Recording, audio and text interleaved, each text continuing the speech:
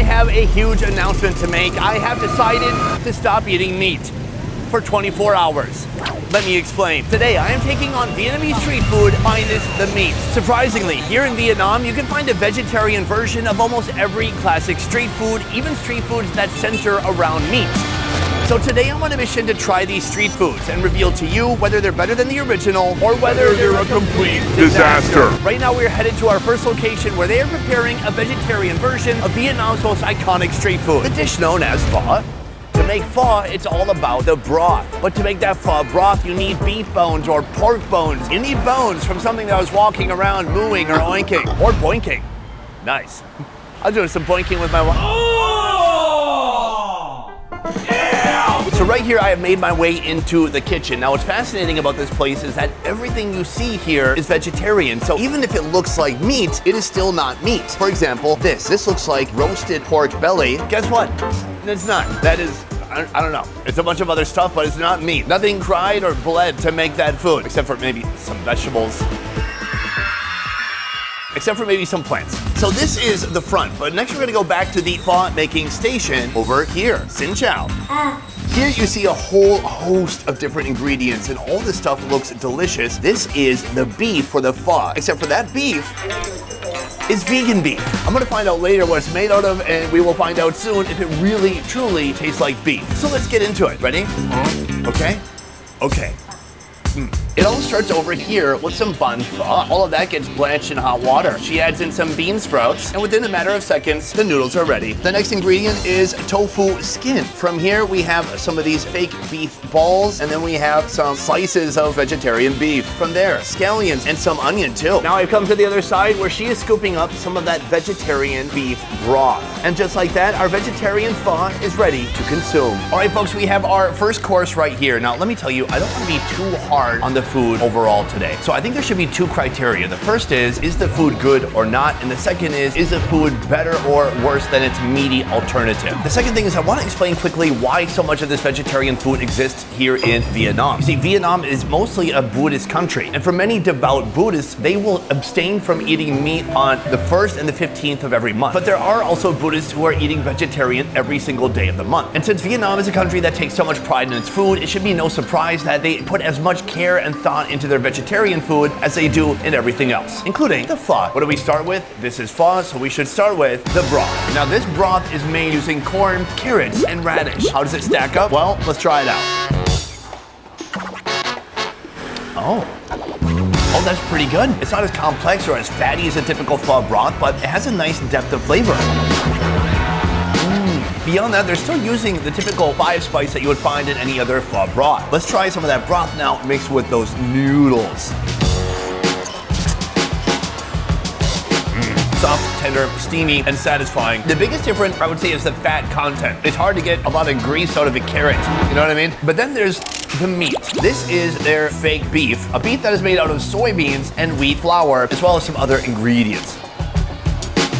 Oh, that texture is pretty good. Very springy. I thought it would be softer, just not reminiscent of beef at all, but I gotta say that if you mixed it with some other flavors and ingredients, it could easily be confused for actual beef. So let's do that and see if I can fool my big, smooth brain.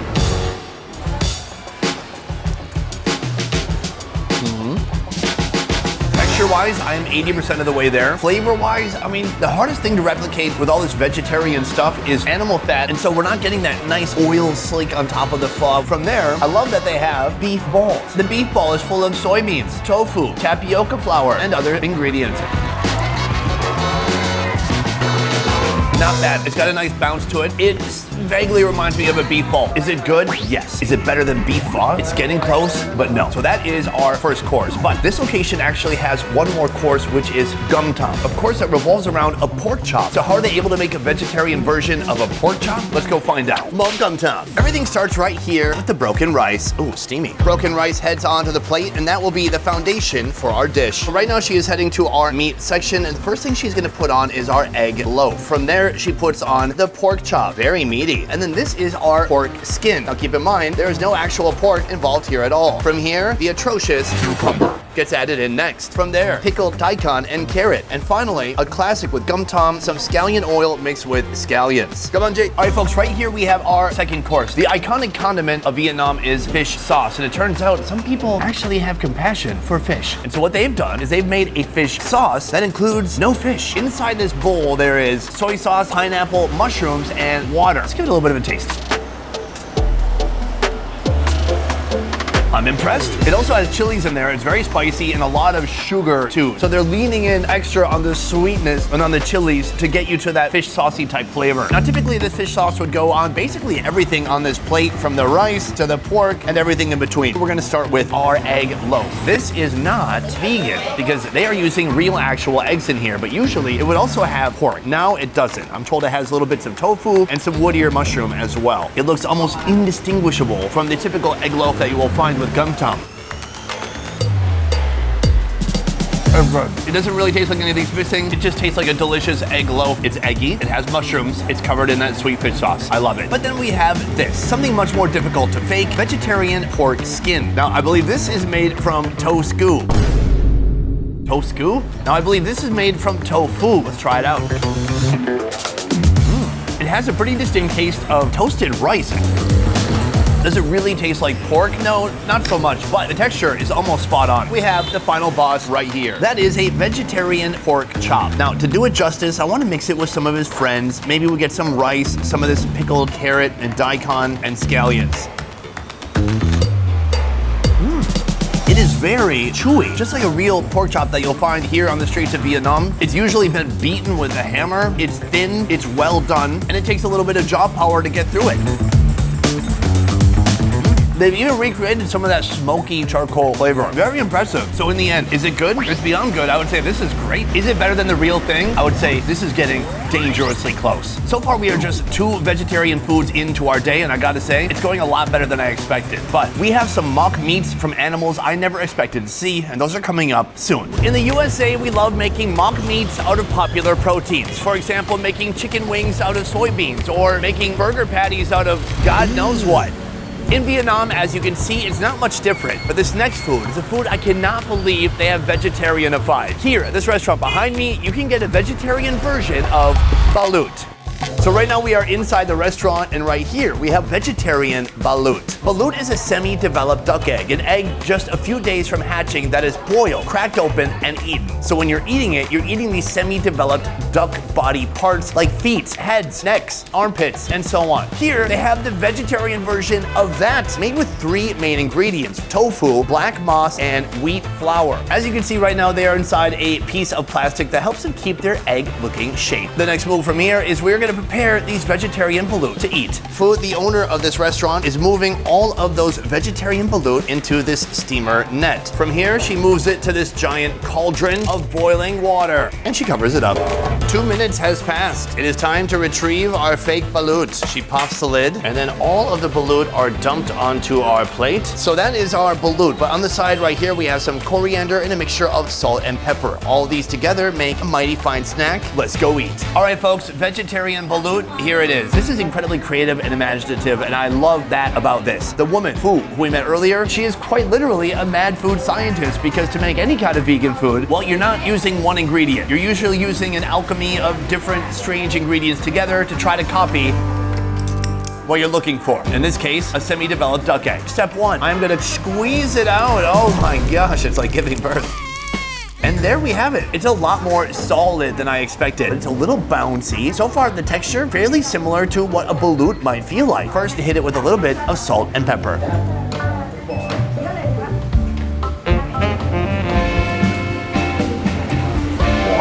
That's kind of awesome. Now, it does taste a little bit like tofu, but it is surprisingly eggy. Now, you can see right here, we have what looks like the black moss. There's a lot of bouncy and inconsistent texture on the inside, which is what you want from a balut. Now, why do you want an inconsistent texture? Well, because when you're eating balut, it's not some kind of a smooth texture throughout. You're getting all the different parts of the bird. Like, it is a chunky food, and she's managed to capture that chunkiness here.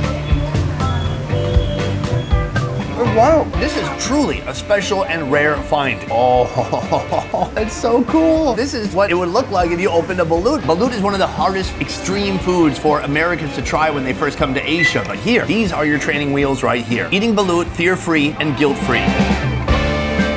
So this one, is it good? Yes, it's very good. Is it better than the original?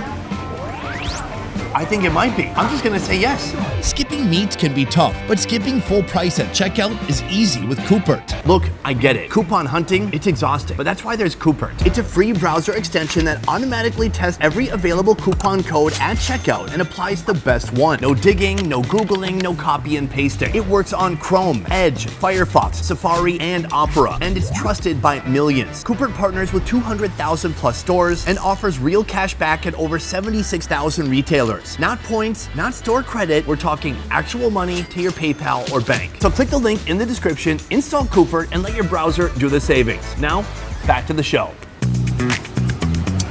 Our next location has another one of Vietnam's most iconic street food, the banh mi. Now, usually the banh mi would be stuffed full of eggs, cold cuts, or delicious roasted pork belly. But here, oh no, here they're putting anything inside but meat. Can you still create a delicious banh mi experience without meat? Let's go find out. It all starts with the banh mi bread. Ooh, looking toasty. Right here, this is our professional vegetarian banh mi maker. After the bread is toasted, it heads to the banh mi maker. Oh, it gets stabbed first. Here, they have all sorts of fun vegetarian ingredients. Ingredient 1. Mayonnaise. From here, cucumber. Oh dear God. I would usually say no cucumber, but if they take out the cucumber, are they gonna have anything left to put in there? Right here we have oyster mushrooms. I guess that is like the main meat of our banh mi. Right here we have pickled carrots and daikon. And then coriander coming up next. From here we have what I'm told is a vegan meat made from oats. It looks crunchy. Next, a nice scoop of peanuts and then a homemade tomato sauce. From here, Vietnam's second favorite condiment, chili sauce. And that right there is how you make a vegetarian banh mi. All right, folks, here it is, our vegetarian banh mi in its final form. First of all, this is a sandwich with some nuts. Get it? Nice. Secondly, inside they put something that they're calling vegan meat. When I asked what type of meat they're trying to replicate, they said roasted pork. Let's try it out. More like a crouton. That is the farthest away from any meat substitute we've had so far today. But that is not the only meat substitute in here. The mushroom is said to give a little bit of a meaty texture. Let's see how it works.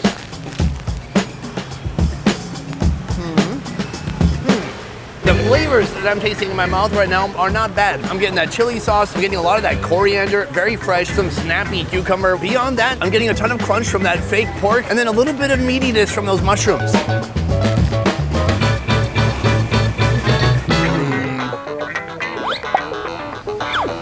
The banh mi is okay. Visually, my brain is telling me that's a banh mi. I see the bread, I see stuff inside, but as I chew it, it just feels like something's missing. Like there should be more to it on the inside. I feel like I'm eating a bread sandwich. In the end, is it good? It's okay. But is this better than the original? Also no. Moving on to our next food. So far today, we've tried the vegetarian version of some of Vietnam's most iconic street foods. But coming up next, we're gonna be trying Vietnam's favorite meat, vegetarian style. If I had to pick one meat the Vietnamese folks embrace and love with all their heart, it would be away. That is roasted pork belly. But how do you make roasted pork belly without a pig? We're gonna find out. Let's head inside and find out. So right now we are in the kitchen. We are about to assemble our next dish, and I want to show you the star ingredient right here. I would think that at first glance, looking at that, it kind of looks like meat. First of all, a pork belly, it's gonna have 3 different layers. First of all, the skin, then the fat, and then a protein section after that. And here, they have to mimic all 3 in different ways. It all starts with the skin, which is made from a wheat flour, baking into a type of crispy bread. But then comes to the fat. The fat is made from coconut milk mixed with tapioca flour. After that, the protein, which is made from taro flour and wheat flour mixed together. Perhaps food coloring is part of this too, but at the end of it, you have these like perfect cubes or rectangles that do quite closely mimic actual pork belly. It's very impressive. So now that we've met the star of the show, let's put this dish together. It all starts with this steamed rice blanket known as ban hoi. One by one, those blankets are ripped and then rolled into little yoga mats. From here, we are putting on the greens, then pickled carrot and daikon. After that, we have some fake pork skin and some scallions and scallion oil. Now it is time for the star of the show, our fake pork belly. On the side, she puts a little bit of sauce and our dish is complete. Right here, we have one of the most high-level, complex, intricate attempts at making a meat substitute so far today. On the top, we have skin, then we have fat, and then we have the protein. Time to find out if it actually tastes like pork. Whoa, that is awesome. The thick, sweet sauce that they've coated all of this fake pork in, it's delicious. But then you've got the pork, which together, all these elements are definitely working. Let's break it down one by one. First of all, the skin. The skin is actually crunchy, and the best part is that they fried, darn. And the best part is that they fried this whole thing right here, so it's making it even crunchier. Then we have the fat portion. It's so gummy and soft and rich. And then we have the protein right here. Crunchy, meaty, a nice dense bite. I cannot believe how far the innovation has gone in Vietnam with vegetarian food. Meanwhile, in the USA, we're stuck with plant burgers. The way you're actually supposed to eat it is by pairing that yummy fried pork with this rice sheet called banh hoi. I'm gonna give it a little bit of dip in the soy sauce. That looks like a sweet, thick soy sauce. Is it delicious? Is it good? It's very good. When it comes to the fake Vietnamese pork belly versus the real thing, I gotta say, it's a tie. I'd be happy to eat either one. And that's coming from somebody who doesn't even care if pigs die. Maybe we don't need that last part. So that is food number 5, but we still have 2 more foods remaining, including one that you wouldn't expect to find here in Vietnam. Let's keep moving. Our next restaurant is not a restaurant at all. In fact, this man right here has quite literally brought a recipe from the Mekong Delta here to the city of Saigon. In the back of his bike, right here, he has steaming a special vegetarian treat. Let's go take a look inside. This is Wung. This is Wung's bike, and right now Wung is gonna make his special dish. Inside, for a vegetarian, this is like a gold mine. It is a steamer full of tofu. Wung starts by picking out the perfect piece of tofu. The first step right here is to cut the tofu in half, and then he puts in a combination of salt and pepper. Right here he has a homemade chili sauce that he smears on top, looking very spicy. From there he's got a lime. Then he hits the whole thing with a dose of coriander, and that, my friend, is complete. To call this dish a sandwich would be an insult to Wung, but also an insult to sandwiches. What is it actually? It's kind of like a jazzed up piece of tofu. Hey, how you doing? Hungry? No? Okay, bye. What's famous about this place is the tofu. It is made from soybeans, but the way they steam the tofu, they steam it with soy milk. It's soy on soy crime. If you thought you were a soy boy before, now you're a XXX soy boy. That's a lot of soy and a lot of boy. And I'm a man who loves to play with boys. What the? No, wait a minute. Right now, let's give it a shot. I'm gonna try to be open-minded. The main flavor, tofu. The skin is the best because it's a little bit more chewy. It's got some nice bite to it, like the skin of a sausage.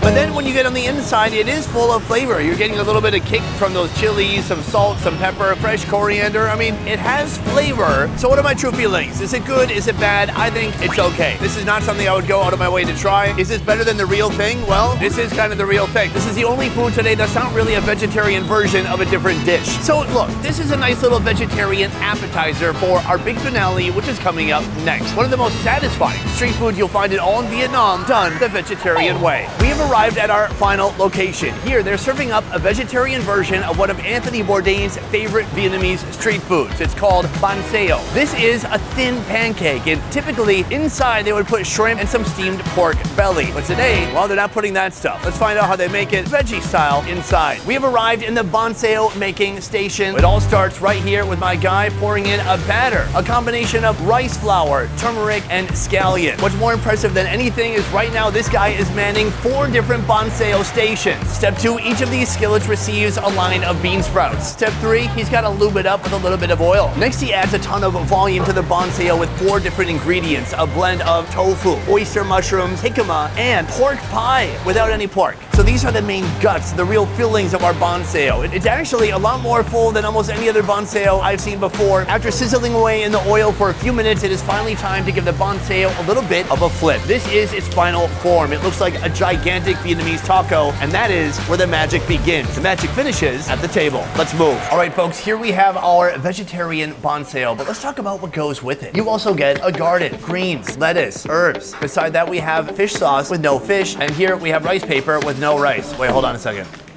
No, there's rice. Definitely rice. So let's get into this. I want to pop the top and show you what's inside. Oh, there is no shortage of ingredients here. A little bit of everything, including a piece of carrot, but a lot of jicama, what they're calling pork pie, and tofu and oyster mushrooms as well. Thank you. Let's get into it. I want to break off a corner and I want to fold it like this. And then sometimes I might just give that a little bit of a dip and let it drip dry and toss it back. It's very good. What I love about eating it that way is you get the pure crunch of the Banh Xeo pancake. And to me, that's my favorite part. But it's also excellent to mix it with all these other ingredients. Right here, we have the rice paper. From here, I want to put on a little bit of lettuce. And I really want to rub the lettuce on there to get some of that lettucey moisture onto the rice paper. From here, I want to break the Banh Xeo a little bit. Next, I want to take all that and put that into here. Yes. This is going to be our roll. So now I slowly and carefully take all this and roll it up. Here, the last step is to give it a bit of a dip inside of this faux fish sauce and toss back that crunchy goodness. Let's go. That's nice. Oh yeah, I forgot herbs. First of all, I love the rice paper, how it binds everything together. I love that over here you get a little bit of freshness. Over here, you're getting a lot of crunch. And with everything they put inside, you're getting a lot of body. The fish sauce is similar to the fish sauce we tried earlier. It is absolutely delicious and is what ties everything together. So, is this good? Yes, it's fantastic. I love it. But is this better than the meat alternative? I cannot say it's better, but it's certainly not worse. I think we have another tie on our hands. I would not be disappointed to get this at a restaurant, but if I also happen to get some meat in there too, that would only sweeten the deal. Oh, I guess that puts you slightly behind meat, huh? This morning when I started this very important journalistic endeavor, I didn't know which way things would go. I knew that Saigon had a ton of vegetarian options, but I also knew that Vietnam, they make amazing food, no matter what the limitations are. So in the end, I am very impressed with the vegetarian street food options that you will find here in this city. And if I had to choose a winner from today, it would probably be a tie between that fried pork belly and the balut. I love the idea that anyone thinks balut is so delicious that it must have a vegetarian version.